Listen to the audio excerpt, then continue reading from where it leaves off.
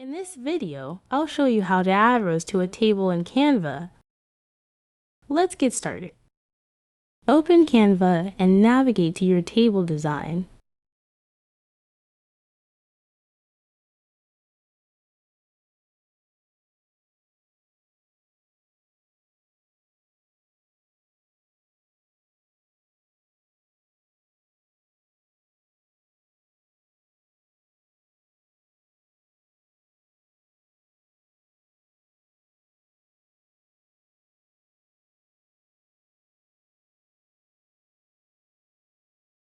Let's use this table as an example.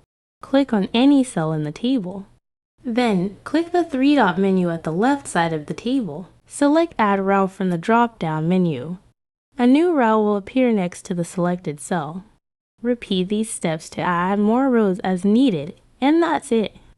If this helped, please like and subscribe for more quick tips. Thanks for watching.